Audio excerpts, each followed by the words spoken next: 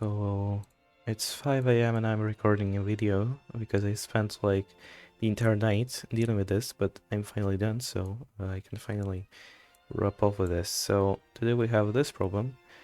We need to prove that if f is a differentiable real function and f is convex, then f prime is monotonically increasing. And then we have the rest that is for now irrelevant.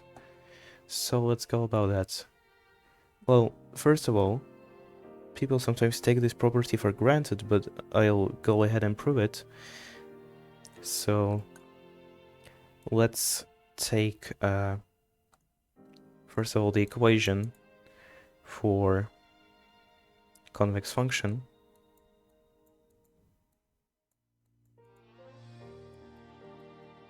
One minus lambda, let's type c here, less than or equal to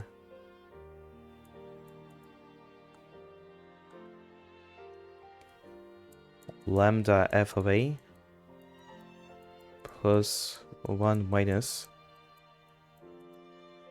f of c.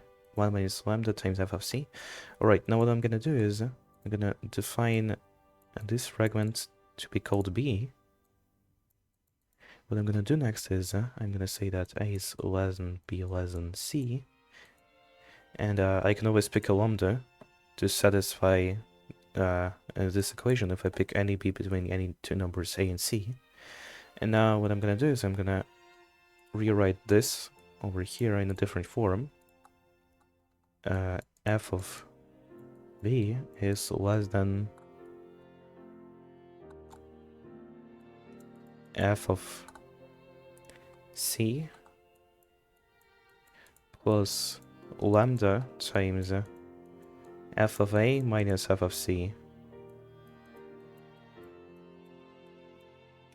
Alright, now if we were to go ahead and subtract f of c from both sides, we get f of b minus f of c, but that's annoying to deal with, because what I'm gonna do is I'm gonna show that two different fractions are gonna be in the specific inequality together.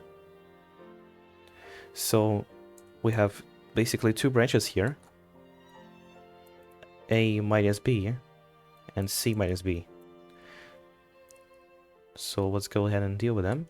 First of all, we have a minus b, and for that branch it would be helpful to introduce a here. So let's add a to both sides. So we have actually, no, let's subtract it from both sides. F of b minus f of a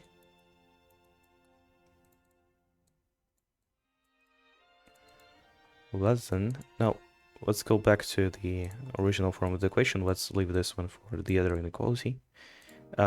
We have this form over here, and if we add f of a, no, we subtract it, this is going to be lambda minus 1. So to get this, 1 minus lambda times f of c minus f of a. And now we can divide both sides by b minus a.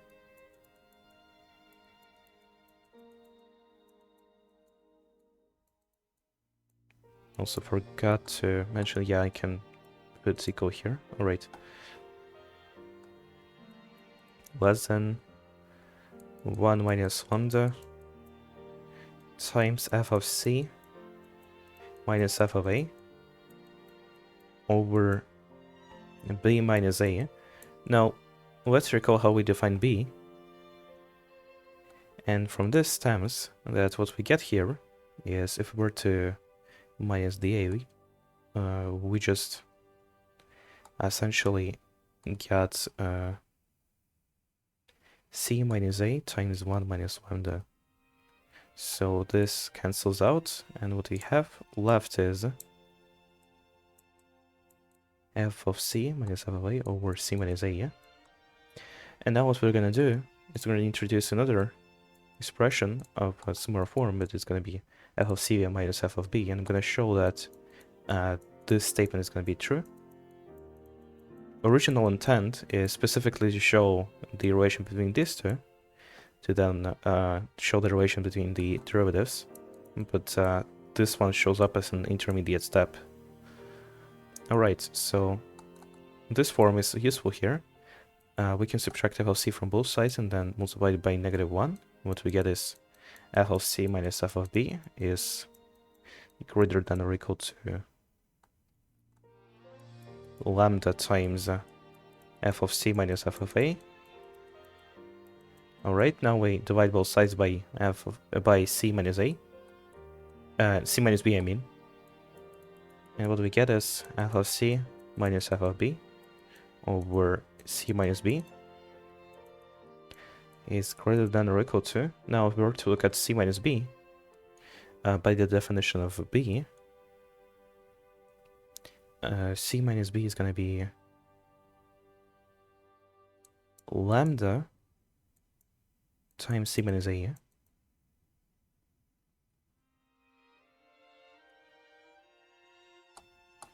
So we get f of c minus f of a over c minus a because the lambda cancels out. Alright.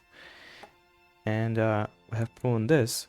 Now what we can do is we can just take the limit as b approaches a here and take the limit as b approaches c here, because recall the definition of b allows us to pick any b between a and c, and we can just take sided limits here from the positive side and here from the negative side.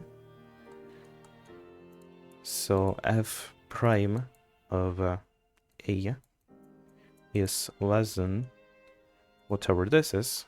We'll just leave it like this. C minus a less than f prime of c.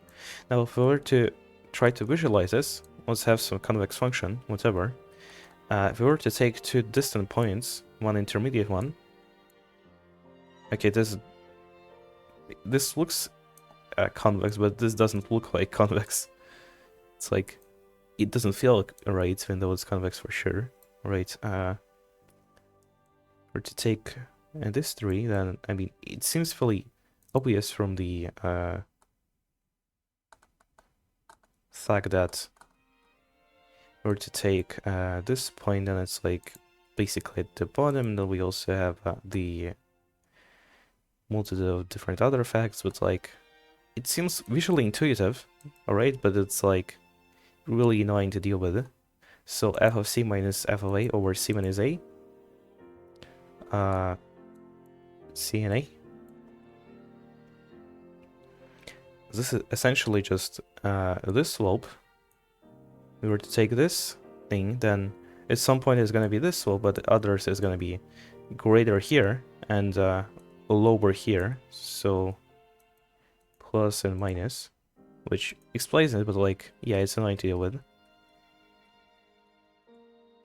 And it's also just intuitive, not the proper proof, but this one would be the proper proof. So it's definitely monotonic.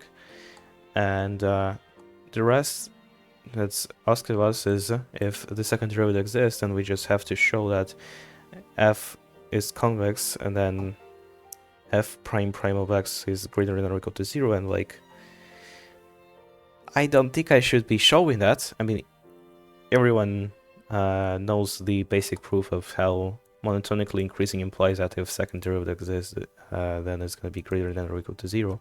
However, I still need to show that if f is not convex, then this is not going to be true, all of this.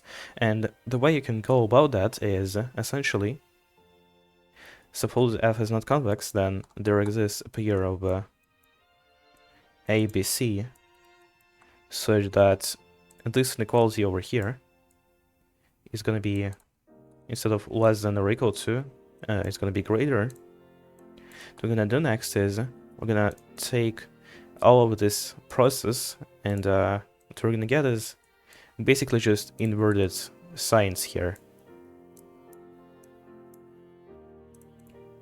And now, using the mean value theorem, we can say that this is derivative at some point between b and a, yeah? Let's call it I1, and it's going to be greater than derivative of some I2. Now, I1 lies between A and B, and I2 lies between B and C.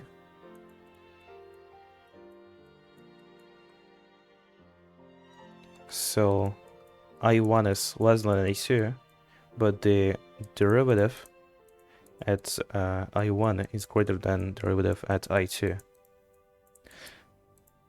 Alright, that's it for today. Bye.